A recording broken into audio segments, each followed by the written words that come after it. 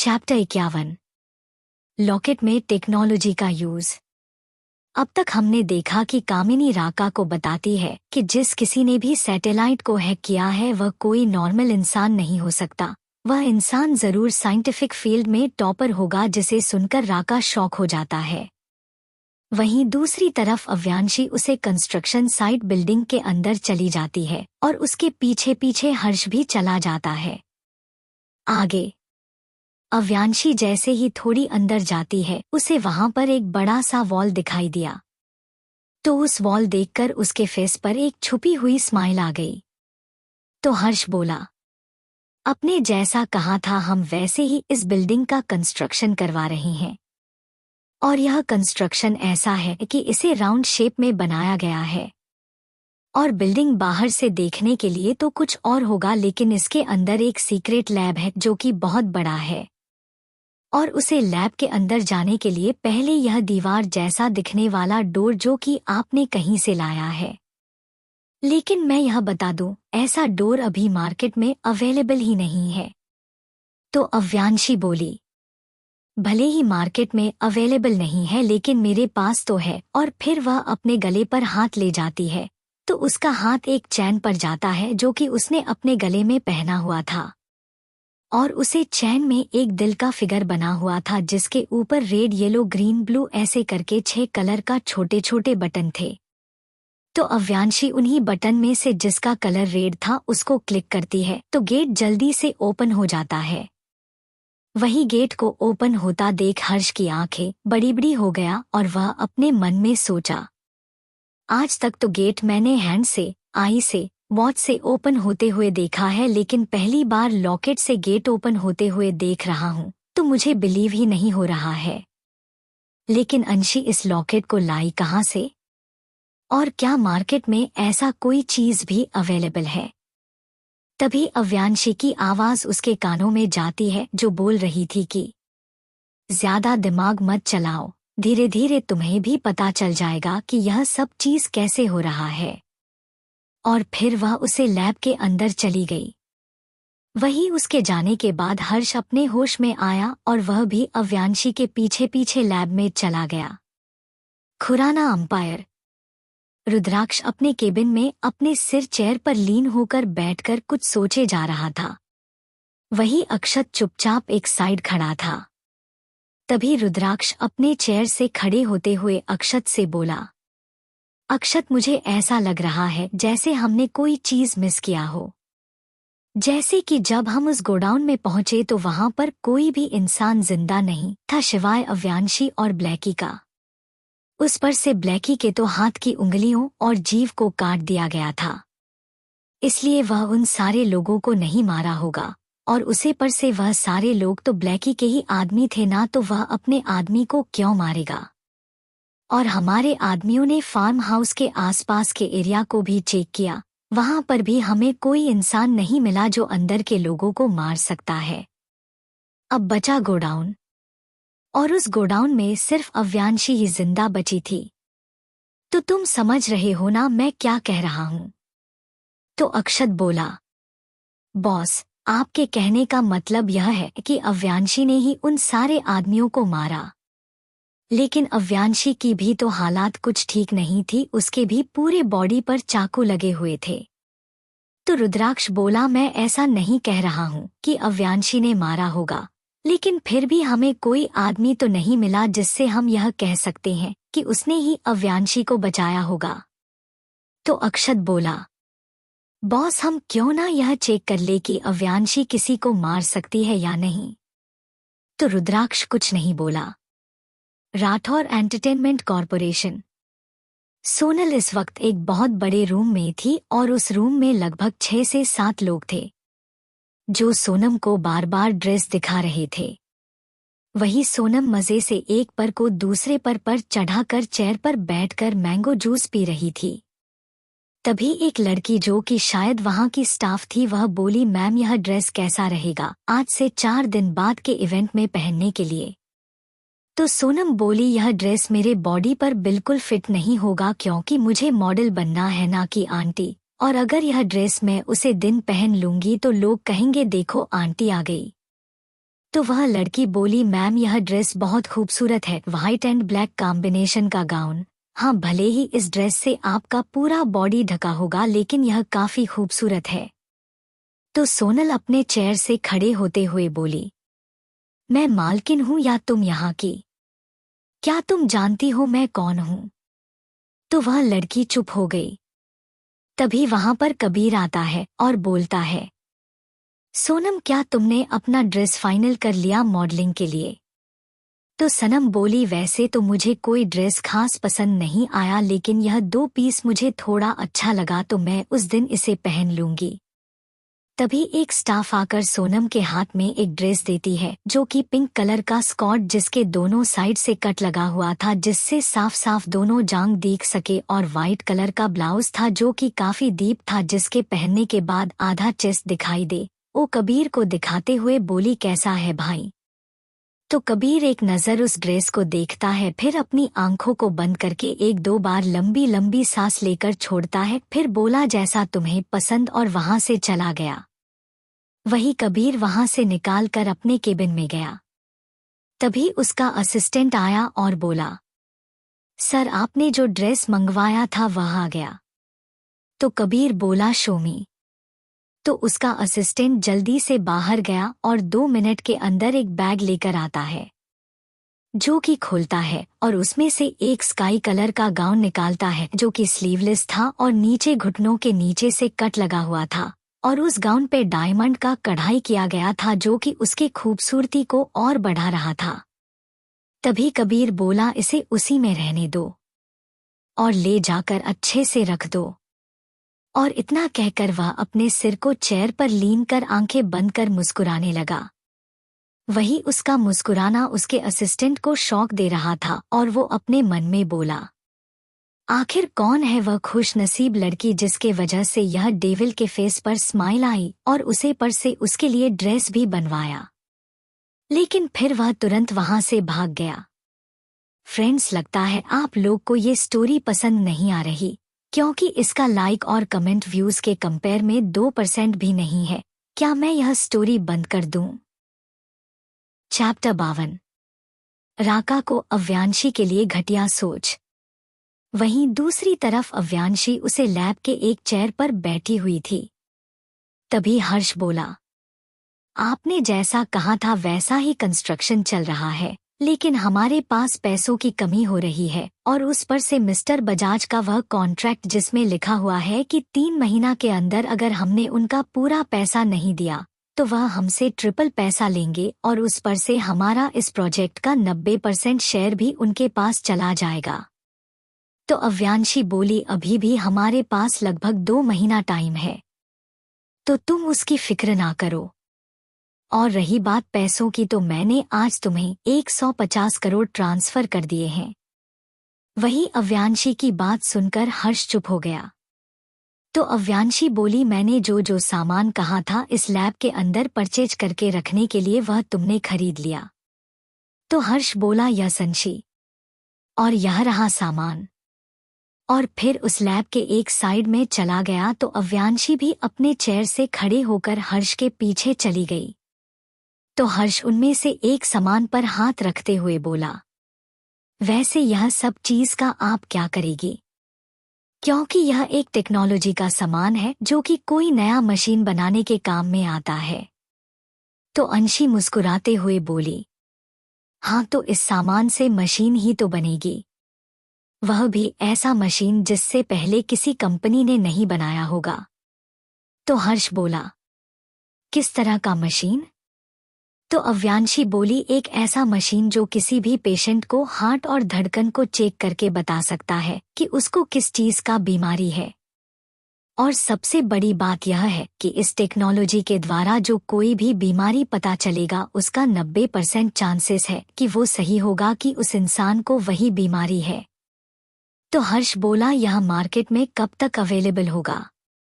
तो अव्यांशी बोली, हमारे बोर्ड के रिजल्ट आने से पहले तक हम इसे मार्केट में ला देंगे। और फिर बोली, अब हमें चलना चाहिए। और फिर वह वहां से निकल जाती है और उसके पीछे पीछे हर्ष भी। ऐसे ही धीरे धीरे 2 और दिन बीत गए। इन 2 दिनों में राका थोड़ा परेशान था, क्योंकि जो ड्रग्स उसने मार्केट में सेल किया था उसका साइड इफेक्ट 1 वीक में देखने को मिलता है, इसलिए वह परेशान था। और वह इन 2 दिनों तक इसी के बारे में सोचते सोचते वक्त गुजारा, ताकि कोई उपाय मिल सके इस प्रॉब्लम से निकलने का, और उसे उपाय भी मिल गया था। तो राका किसी को कॉल करके बोला, जो मैं कह रहा हूँ वह ध्यान से सुनो और वही करना। और फिर फोन को कट कर बोलता है, अव्यांशी राठौर, बहुत जीली आराम से जिंदगी। अब मैं तुम्हारी वह हालत करूंगा कि तुम्हारी आत्मा भी काम जाएगी मेरा नाम सुनकर। उस दिन तो तुम बच गई, लेकिन अब तुम्हें कौन बचाएगा मुझसे? तुम्हें पता है मेरे आदमियों ने तुम्हें उसे दिन किडनैप करके इतना टॉर्चर किया, लेकिन फिर भी तुम्हारे साथ जबरदस्ती नहीं किया और ना ही सोए, क्योंकि तुम्हारे साथ सबसे पहले मैं सोऊंगा जब तुम मेरे नीचे बिस्तर पर कराऊंगी। मौन करोगी तो मुझे कितना मजा आएगा। और तुम्हारा बॉडी मुझे पागल बना रहा था। तुम्हें इतना टॉर्चर करने के बाद भी तुम्हारा बॉडी रसमलाई की तरह रसीला लग रहा था। और जब तक मैं तुम्हारे बॉडी का रस ना पी लूं तब तक मेरे को संतुष्टि नहीं मिलेगी। और फिर अपने अंगूठे से अपने होठों को मसलने लगा। तभी एक आदमी अंदर आते हुए बोल, राका आपसे कामिनी मिलना चाहती है। तो राका बोला, ले आओ उसे इस रूम में। तो वह आदमी वहां से चला गया और 5 मिनट बाद एक लड़की अंदर आई और बोली, मैंने आपसे कहा था ना, कोई भी ऐरा गैरा उस सैटेलाइट को हैक नहीं कर सकता। और यह रहा प्रूफ। और फिर वह एक पेन ड्राइव राका के हाथों में दे देती है। तो राका अपने आदमियों से कहकर उस पेन ड्राइव को लैपटॉप में लगवाता है। तो उसमें एक वीडियो प्ले होने लगती है, जिसमें बहुत सारे हैकर थे, और वह सारे हैकर यह बात बोल रहे थे कि मैंने उस सैटेलाइट को हैक नहीं किया, क्योंकि वह सैटेलाइट एक हाई साइंटिफिक टेक्नोलॉजी से बना हुआ है, जिसे कोई साइंटिफिक फील्ड का ही इंसान हैक कर सकता है। और यह ऑफर हमारे पास पहले भी ब्लैक फायर के द्वारा आ चुका है, लेकिन हम यह काम पूरा नहीं कर पाए। लेकिन ब्लैक फायर को तो सब जानते हैं, अगर उनका काम हम नहीं कर पाए तो कोई और कर सकता है। और ऐसे ही उन्होंने एक हैकर ढूंढा है जिनका नाम व्हाइट स्नो है। और खबर यह है कि व्हाइट स्नो ने इस सैटेलाइट को हैक किया है। और फिर वीडियो खत्म हो जाता है। वीडियो खत्म होते ही कामिनी ने कहा, मैं पक्का बोल रही हूँ, यह व्हाइट स्नो ही है जिसने हमारे सैटेलाइट को हैक करके रॉकी के फुटेज को डिलीट किया है। और यह व्हाइट स्नो पक्का एक साइंटिफिक फील्ड से ही होगा। तो राका बोला, तुमने यह वीडियो कहाँ से लाया? तो कामिनी बोली, यह बात आप भी जानते हैं कि कोई मेरे काम में टांग आ रहा है, यह मुझे बिल्कुल भी नहीं पसंद। और यहाँ तो बात मेरे खुद के बनाए हुए सैटेलाइट पर है, जिसे किसी ने हैक कर लिया। इसलिए मैंने सारे हैकर के पास मेल भेजा है कि जिसने भी उस सैटेलाइट को हैक किया है और जो भी यह बात हमें बताएगा उसे हम 1 करोड़ रुपया देंगे। इसलिए सारे हैकर ने यह बता दिया कि ब्लैक फायर के द्वारा यह सैटेलाइट हैक करने का ऑफर मिला था, लेकिन वह नहीं कर पाए। तो राका बोला, लेकिन तुम्हें यह बात कैसे पता चला कि इस सैटेलाइट को हैक व्हाइट स्नो ने किया है? तो कामिनी बोली, जब मैंने सारे हैकर के पास यह मेल भेजा था तो एक नया हैकर जिसका नाम व्हाइट स्नो था, उसने बजाज कंपनी के डाटा को रिकवर किया था। उसके पास भी मेल भेजा, लेकिन उधर से कोई रिप्लाई नहीं आया। तो मैं यह समझ गई हूं, ना हो या व्हाइट स्नो जरूर कनेक्ट है इस हैकिंग से। और उस पर से ब्लैक फायर के द्वारा हर जगह यह मैसेज फैल गया है कि व्हाइट स्नो के बारे में जो कोई भी इंफॉर्मेशन देगा उसे बहुत पैसा मिलेगा। तो यह बात कंफर्म हो गया कि व्हाइट स्नो ने ही सैटेलाइट को हैक किया है, और शायद ब्लैक फायर के साथ उसका कुछ लफड़ा हो गया। तो राका बोला, जितना मैं तुम्हें स्मार्ट समझता था तुम उससे भी ज्यादा स्मार्ट हो। तो कामिनी बोली, यह तो मेरा फर्ज है राका, आखिर इस मिशन को कंप्लीट करना ही हमारा काम है। तो राका बोला, जरा इस व्हाइट स्नो के बारे में भी तो पता लगाओ। तो कामिनी बोली, राका आप चिंता मत कीजिए, मैं व्हाइट स्नो के आईडी को भी हैक कर लूंगी। और उसके फेस पर एक कुटिल मुस्कान आ गई।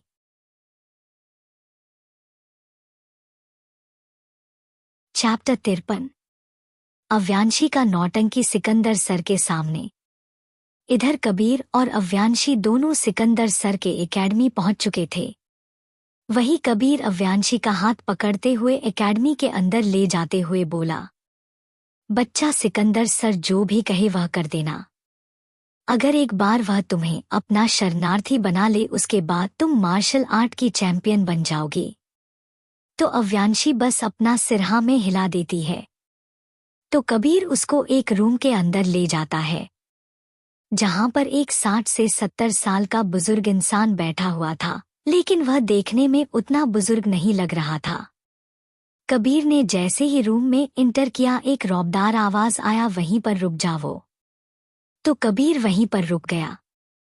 तभी वह इंसान अपने जगह से उठा और कबीर के पास आते हुए बोला, तुमने जिस लड़की का जिक्र किया था, अगर वह मेरे मार्शल आर्ट के टेस्ट को नहीं पास कर पाई तो मैं उसे अपने शिष्य नहीं बनाऊंगा, यह तुम भी जानते हो। इसलिए तुम अब यह मत कहना कि प्लीज सिकंदर सर इसे मार्शल आर्ट की ट्रेनिंग सिखा दे। तो कबीर बोला, यह बात मैं क्या, पूरे देश के लोग जानते हैं कि सिकंदर सर के एकेडमी में एडमिशन लेने के लिए उनका टेस्ट पास करना होता है, जो कि किसी के लिए भी इजी नहीं होता। और अगर आज अव्यांशी बच्चा इस टेस्ट को पास नहीं करेगी तो मैं आपको फोर्स नहीं करूंगा कि आप उसे अपना शिष्य बनाएं। वही कबीर के ऐसा बोलते ही सिकंदर सर बोले, जैसे मैंने उम्मीद किया था तुम वैसा ही निकले। चलो अब जल्दी से टेस्ट को पूरा करते हैं, लेकिन उससे पहले तो उसे मिलवाओ जिसे ट्रेनिंग देना है। और यह तुम्हारे साथ जो लड़की है यह कौन है? तो कबीर अव्यांशी की ओर देखते हुए बोला, यह मेरी बहन अव्यांशी राठौर है और इसे ही ट्रेनिंग लेना है। तो सिकंदर सर बोले, ठीक है चलो मेरे साथ। और फिर वह उस रूम से निकालकर उसी अकादमी के ग्राउंड में आ गए, जहां पर बहुत सारी मार्शल आर्ट के सामान रखा हुआ था, जैसे तलवार, gun, karate gloves, punching bag. वही सिकंदर सर ग्लव्स को उठाकर अव्यांशी के हाथों में देते हुए बोले, यह है तुम्हारा पहला टेस्ट और इसमें तुम्हें इस ग्लव्स को पहनकर कम से कम 20 बार पंचिंग बॉक्स पर मारना है बिना रुके हुए। तो अव्यांशी ग्लव्स को पहन लेती है। तभी अंदर से एक ट्रेनर आकर ग्लव्स को रोड से बांध देता है ताकि अव्यांशी उस पंचिंग बॉक्स पर अच्छे से मार सके। तभी सिकंदर सर बोले, now the time is start.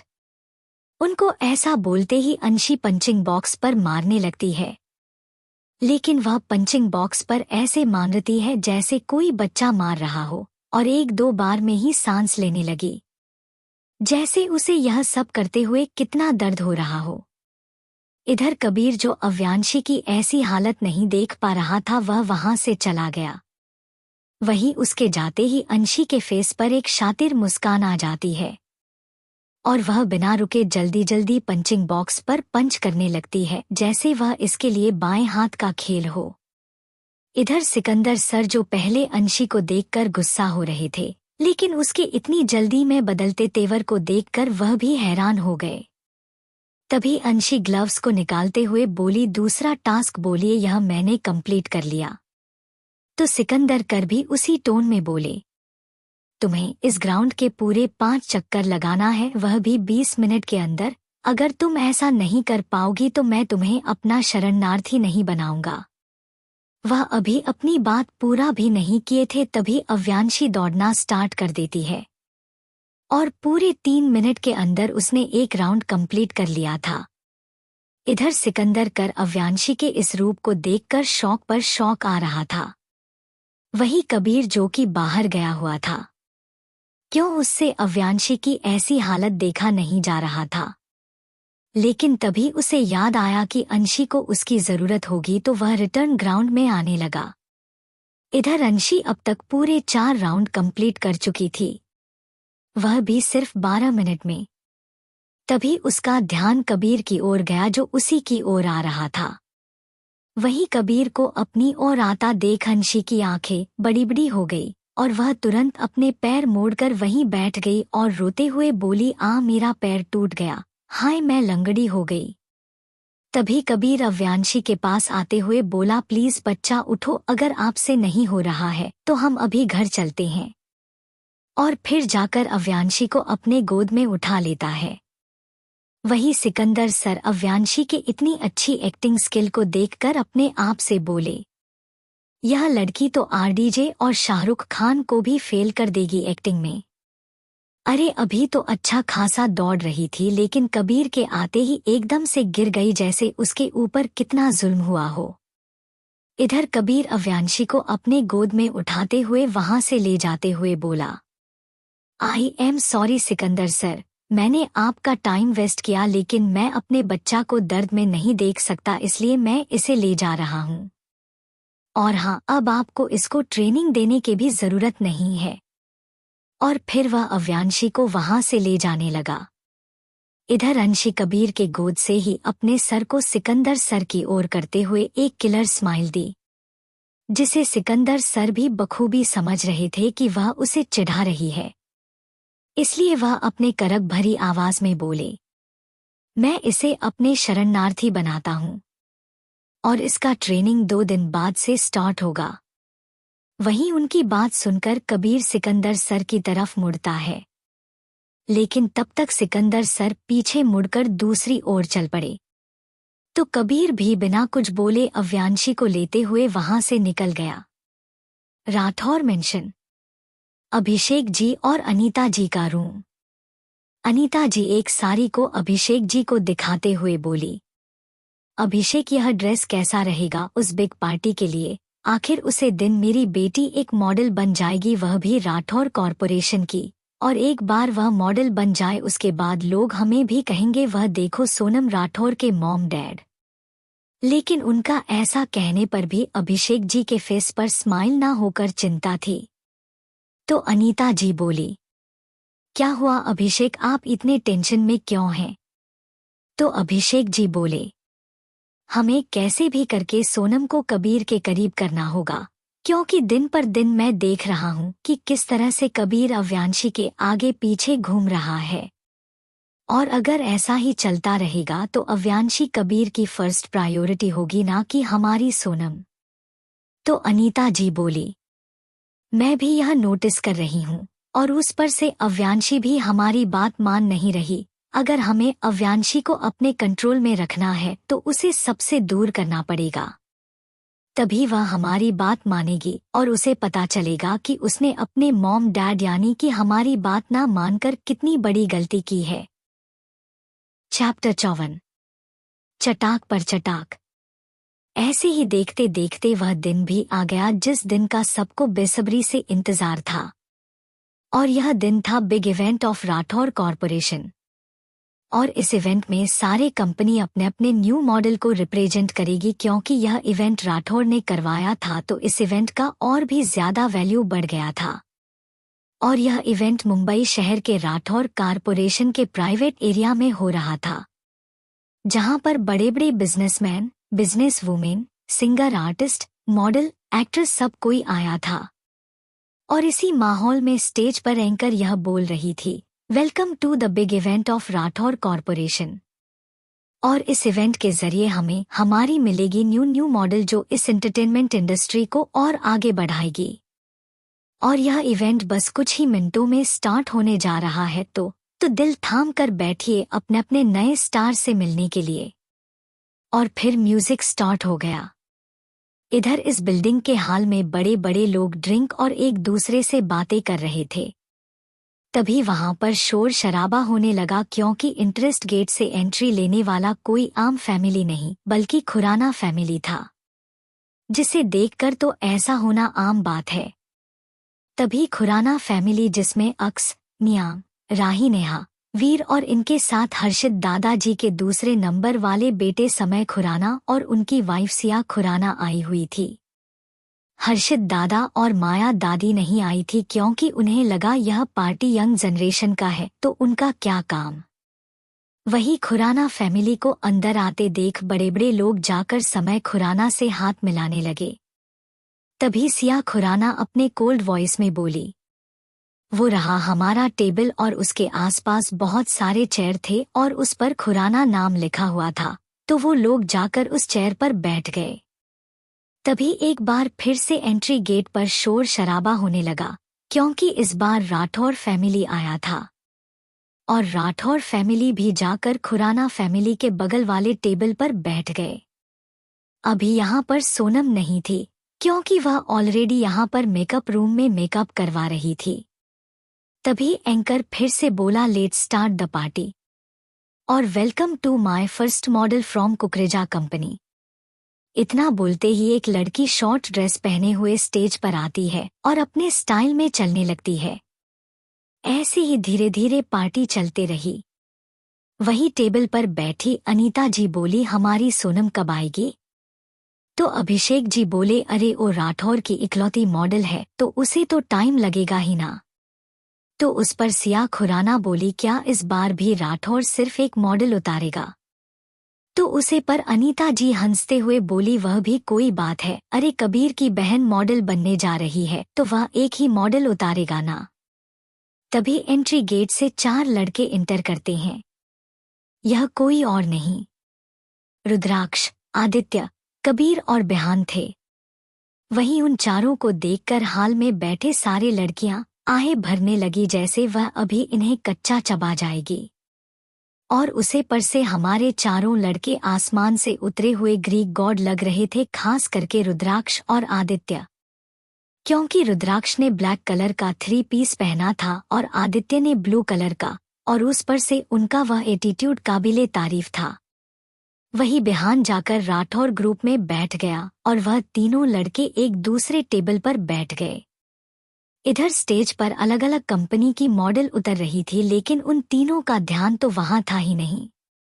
उन तीनों लोगों का नजर इधर उधर घूम रहा था।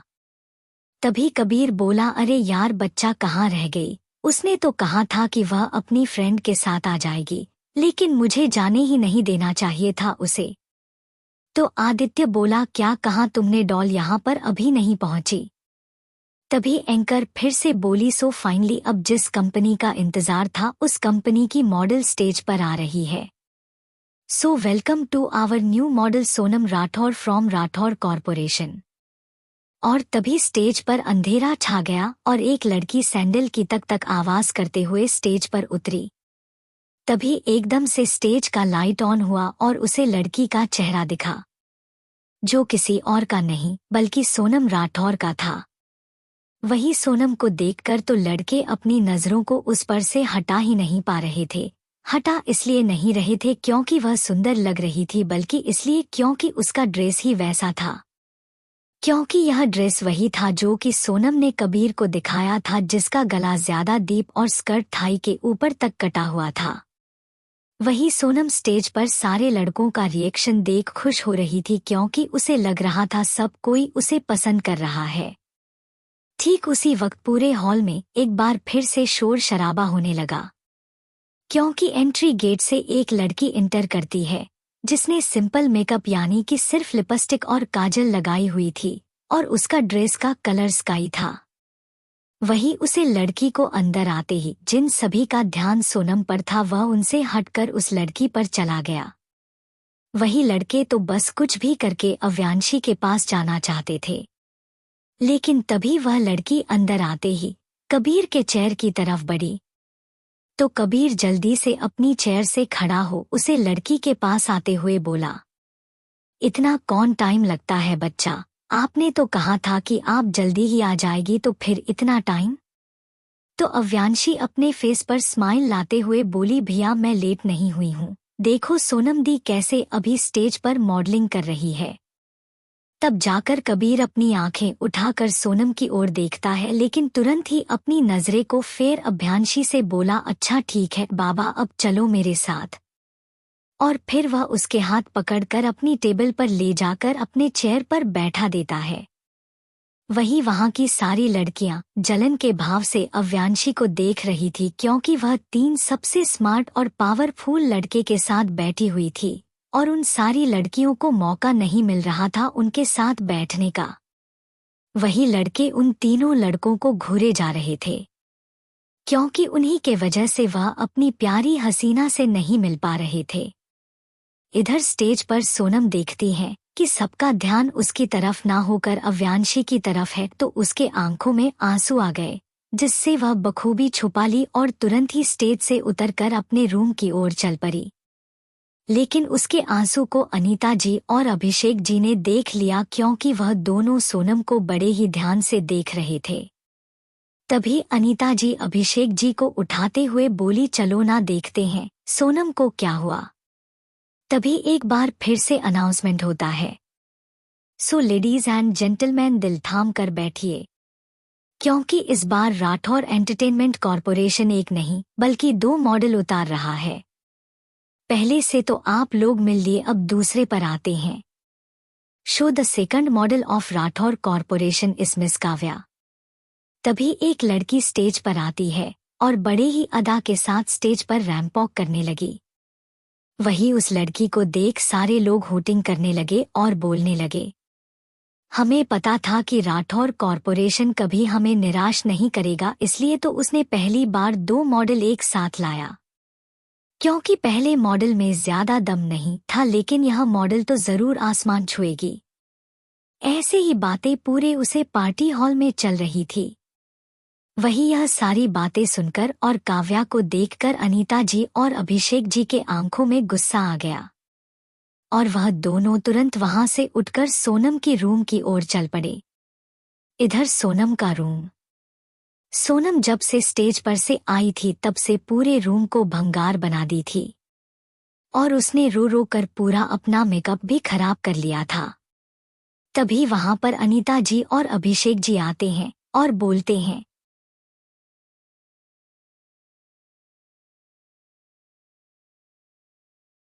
सोनम क्यों रो रही हो तुम? यह हम नहीं पूछेंगे, क्योंकि हम जानते हैं कि इसके पीछे कौन है।